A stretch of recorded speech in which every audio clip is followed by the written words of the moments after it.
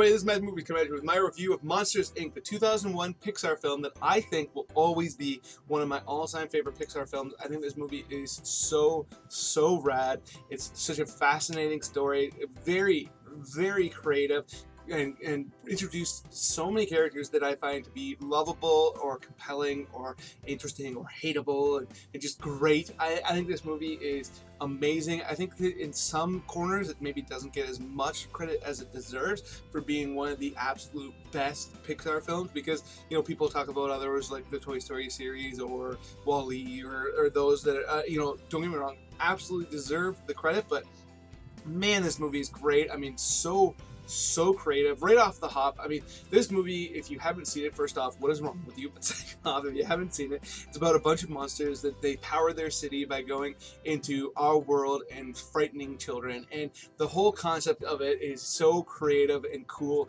And they introduced this idea of this factory where they put doors into this thing, and they use them as doorways into our world to go scare the kids, and the way that they create that whole industry and they show it to work, it's absolutely great. And it's so cool because this movie is told by the perspective of those monsters. So instead of being all about the frightened kids, it's about the monsters that pride themselves on their ability to scare children. And right off the hop, it seems like a troubling idea. Like, that's something that it would be difficult for the filmmakers to make lovable characters that are frightening children for their profession. But because you're in their world and that's just the way things go, it totally works. And there's lots of characters that do it that are either likable or lovable or hateable. It's not based on what they do for a living, it's what their actions are, and I think that is incredibly impressive. And the idea that they had the cojones to take such a fascinating but potentially troubling story and make it work, just I absolutely admire that. And like I said before, there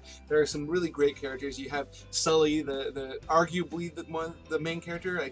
I don't know, I'd probably give it more to Mike, but whatever. He is the world's best scarer. Everybody sees him as numero uno, the guy who's going to go in and frighten these kids better than anybody else. But at the same time, he is so infinitely lovable in every other point of this film. Yeah, he's this real teddy bear of a guy.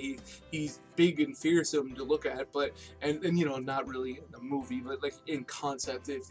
There's moments where they show him scaring people where you can totally understand why a child would be absolutely terrified by him.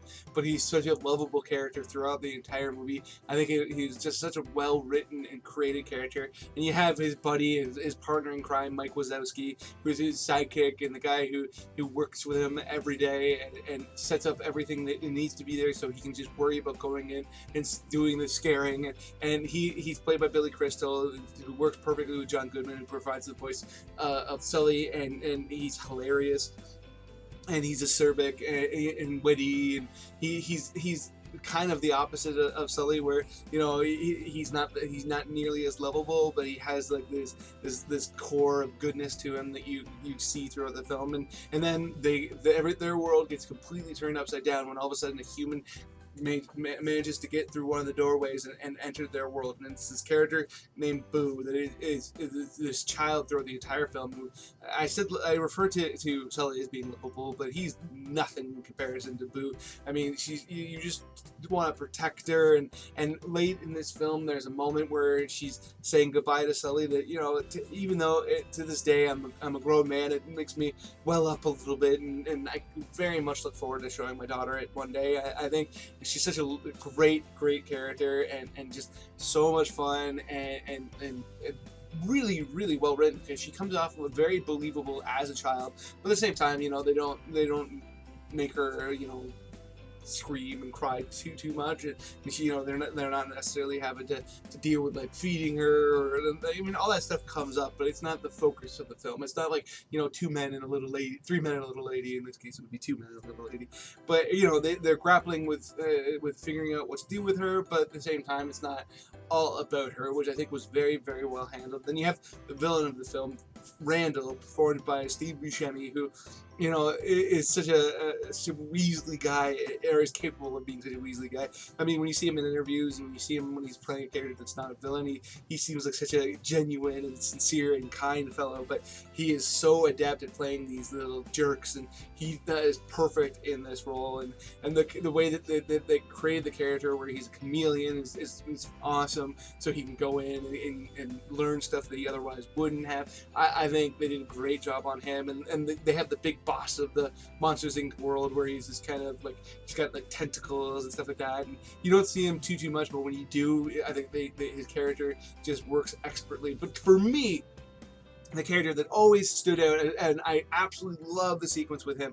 I mean, he's not my favorite character. I'd probably say Boo is, because I find her so lovable. But beyond that, my favorite character, so my second favorite character, I guess you could say, is the Abominable Snowman. I mean, the moments with him are so great, and voiced by John Ratzenberger. It's just so cool to see him, and it's great because he's the only recognizable monster in the film, and the way they portray him, where he's this kind of almost nerdish character, is great, and the way they explain why he's supposedly on Earth instead of in the monster world, it's fantastic. I just absolutely love all the moments with him, and it just works expertly. But my favorite sequence of this film by far is when the three of them, when Mike, Sully, and Boo are riding doorways in the doorway factory where they're shooting. Like, I mean, just the visual of all those doorways going down all those lines, and the skill of the animators in order to make that work. I mean, it's just mind-boggling.